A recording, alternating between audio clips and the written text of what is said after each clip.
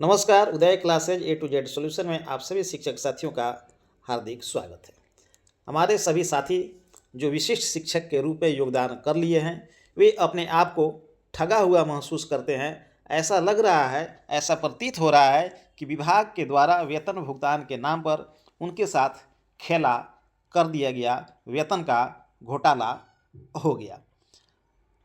विशिष्ट शिक्षक अपने आप को ठगे हुए समझ रहे हैं और विभाग के क्रियाकलाप से काफ़ी नाराज हैं और नाराज होना स्वाभाविक है, क्योंकि वेतन निर्धारण का कार्य नहीं हो रहा है, प्राण जनरेट नहीं हो रहा है और विभिन्न जिलों से जो पत्र निकल रहे हैं वो बहुत ही भ्रामक पत्र हैं और भ्रम की स्थिति पैदा कर रहे हैं। आइए हम एक नज़र कुछ जिलों के पत्रों पर हम डालते हैं जो विशिष्ट शिक्षकों के वेतन भुगतान के संबंध में निर्गत किए गए हैं।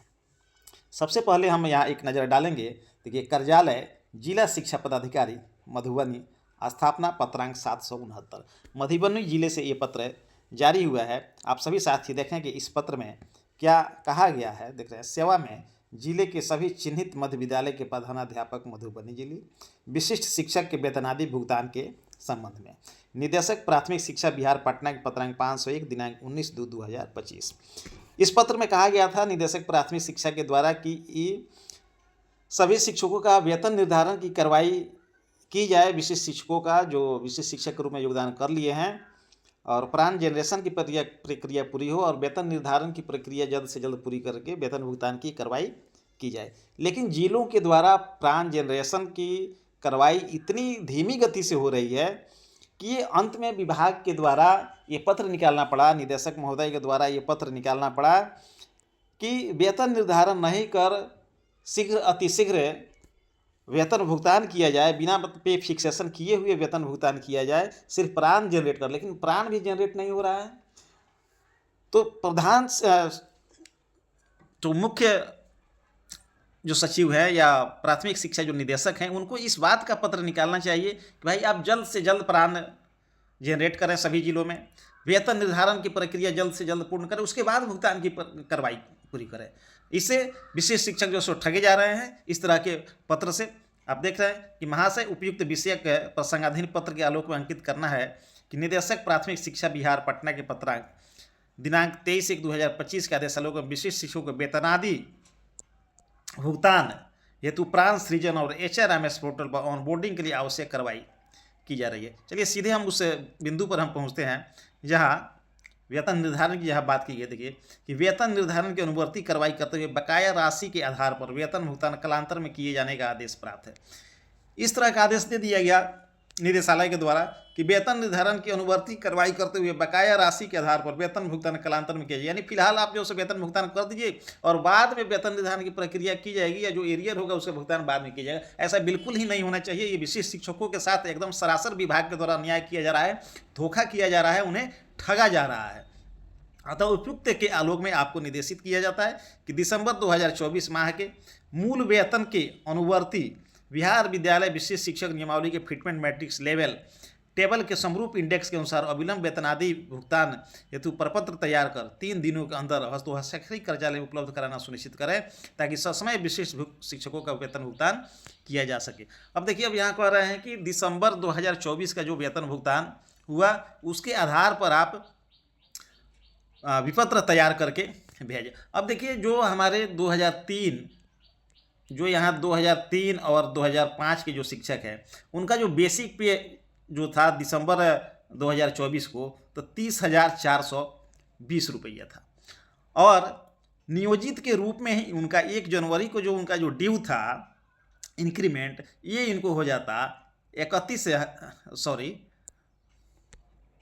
इनका जो था आपका 30,420 रुपया और नियोजित के रूप में यानी 1 जनवरी को इनका इंक्रीमेंट के साथ हो जाता है 31,340 रुपया। तो अब ये इसके अनुसार भुगतान नहीं करके और 31,340 जो विशिष्ट के अनुसार इनका होना चाहिए 31,640 रुपया इनका भुगतान होना चाहिए। लेकिन इतना नहीं करके अब इसके अनुसार कह रहा है कि जो दिसंबर को जो था आपका मूल वेतन उसके अनुसार उसके समरूप इंडेक्स में आपको विशिष्ट शिक्षक का जो फिटमेंट मैट्रिक्स है उसमें, तो इसका समरूप 30,420 का समरूप आपको हो जाएगा 30,750 रुपये। यानी अब 31,640 नहीं लेकर के आप 30,750 रुपया ले लीजिए। ये शिक्षकों के साथ धोखा नहीं है, ये उनके साथ ठगा नहीं जा रहा है, तो और क्या किया जा रहा है। आप सभी शिक्षक साथियों से निवेदन है कि आप बिल्कुल 30,750 वेतन आप नहीं लीजिए, इसका विरोध कीजिए।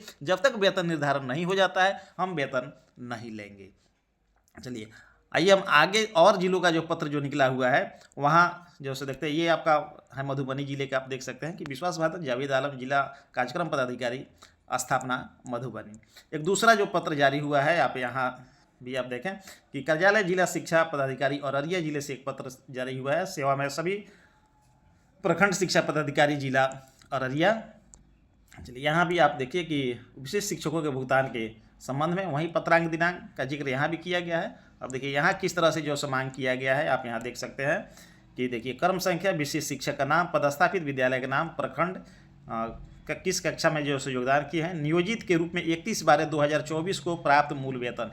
यानी एक जैसे मान लीजिए जो 2014 के साथी है तो उनका जो क्या था कि 26,210 रुपये था इनका 31/12/2024 को।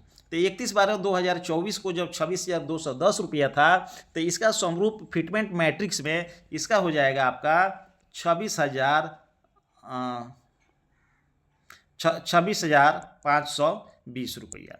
यानी देखिए बहुत ज़्यादा फर्क नहीं हो रहा है। यहाँ आपको पहले आपको मिल रहा था 26,210 रुपया, यानी 31/12/24 को 26,210 रुपया।